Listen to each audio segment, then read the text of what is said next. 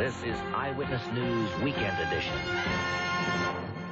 Good evening. The state of the water is beginning to clear today on day 8 of the crisis that has gripped so many Monongahela and Ohio River communities, all because of last week's massive oil spill on the Mon River. The water shortage isn't over yet, but today the Robinson Township and Westview water authorities finally got to reopen their intake valves on the Ohio. Both Robinson and Westview water authorities were able to make a lot of people happy today when they announced those intake valves were open again. But things are nowhere near normal tonight. Bob Kometz was there when the valves were opened, and he has this report.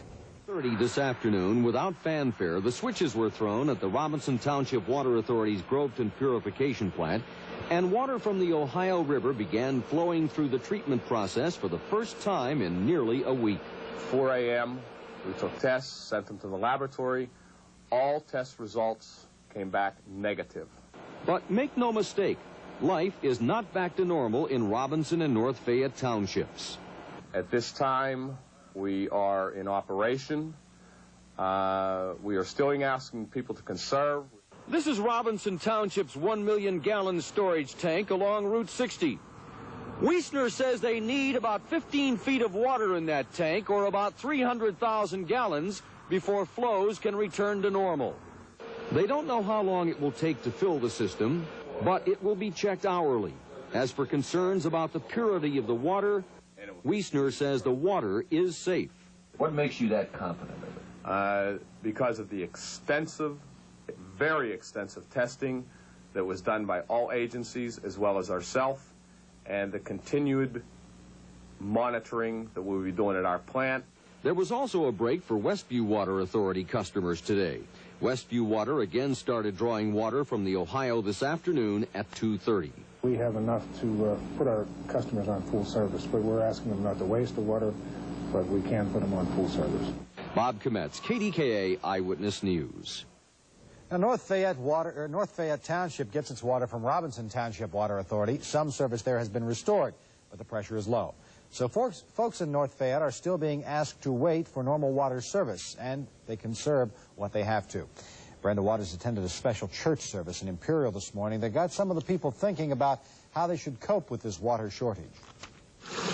It has been a week of hauling water back and forth, a week of on-again, off-again water for some communities, and a growing concern of when things would get back to normal. Do you ever take anything for granted? I know I do. I think all of us do. We go through our daily routines as if nothing will ever change, and then, all of a sudden, something happens that turns our world upside down, and we begin to realize the value of certain things that otherwise we had taken for granted. The present water crisis is a good case in point. Many say the water crisis taught them a lesson. It brought them closer together as a community. And it was here this morning where they realized that. It seemed like everyone pulled together for a change. I live in an apartment complex, and I don't know a lot of my neighbors, and I got to meet a lot of my neighbors because of this water crisis, so it was nice. You know, if someone has a problem, you help them out. And out here we've had some problems. Nothing that's been that major, but it'd be nice to get the water back or know when it's going to be on for sure. It just shows us that some things that we don't think about that we should. Like having water is just natural. So you do take it for granted? Yes. Brenda Waters is in Robinson Township now, and if that situation changes, she'll be able to give us a live report. Vicki? People in North Fayette and Robinson are affected by the water usage of West Penn Water Company customers. For that reason, conservation orders still stand for all in the West Penn system. Yesterday, a statement by the county that West Penn was out of the woods may have prompted a surge in use that depleted supplies. So today we must stress that Pennsylvania Governor Bob Casey's conservation mandate still stands. It is for all customers of West Penn Water Company, Westview Water Authority, and the Western Allegheny County Municipal Water Authority, which serves Robinson and North Fayette. The governor may modify the conservation orders tomorrow. Throughout Ohio County. At Dallas Pike, Army engineers from Butler, Pennsylvania, are pumping 6,000 gallons of Pittsburgh water into the Ohio County system. Since the Army tanker has no connection to the fire plugs here in Ohio County, the volunteer fire company Pumper is acting as a go-between. The idea is to maintain pressure for all 60,000 customers of Wheeling's water department. Conservation remains essential. We've had a lot of cooperation, but these efforts have to be maintained over at least the next 24 hours.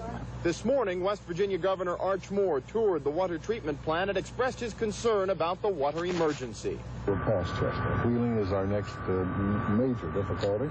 Then we hit Sistersville, and then south of Sistersville, there isn't any water taken out of the Ohio River by West Virginia communities until we get to Huntington.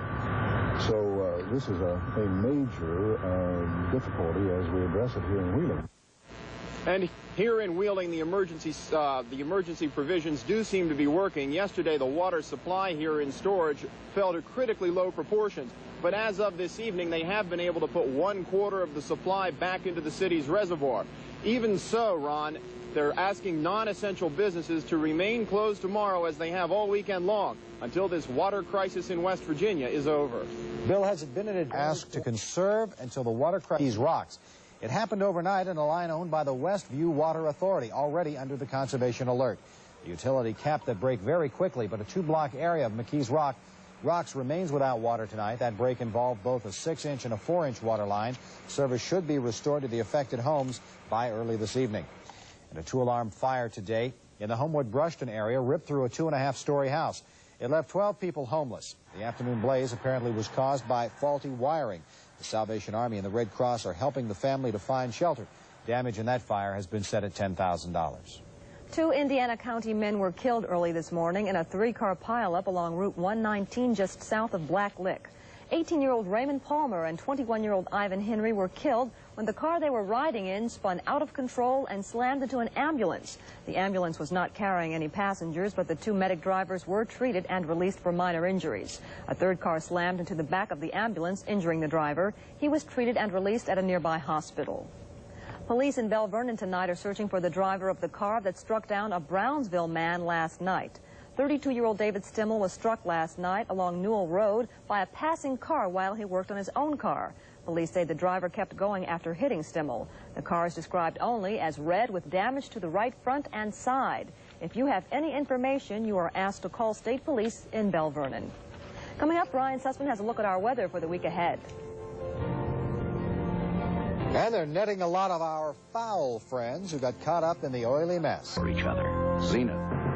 Cooks in KD country to send in their original recipe to appear on our Who's Cooking Commission is trying to rescue some of our feathery friends from that goopy oil slick. Well, today they pulled out some nets to help. This morning it was a different story. The rescuers decided to use a cast net propelled by rockets to try to catch these birds. It took just 3 seconds before 3 birds were reeled in from the freezing water. The birds are going to be cleaned and then released back into the wild. Anything that helps is great. Yes, of course. Yeah. Any great weather for us? Well, we do have a nice hope in the future. Oh. I mentioned this last night at 11, but it really bears repeating. We have not been above freezing in Pittsburgh since the early hours of 1988. And can you believe this? Hang on to your thermostats for this one, because by midweek, we could be in the lower 40s. I'll have the complete forecast for you in just a moment. In the meantime, here's what we have on tap tonight. A combination of clear skies and snow on the ground is going to give us winds are out of parts of the Dakotas, Minnesota, right into... To line up in the cold was for tickets to Macbeth. They went on sale today. It's a pre-Broadway production co-starring Christopher Plummer and Glenda Jackson.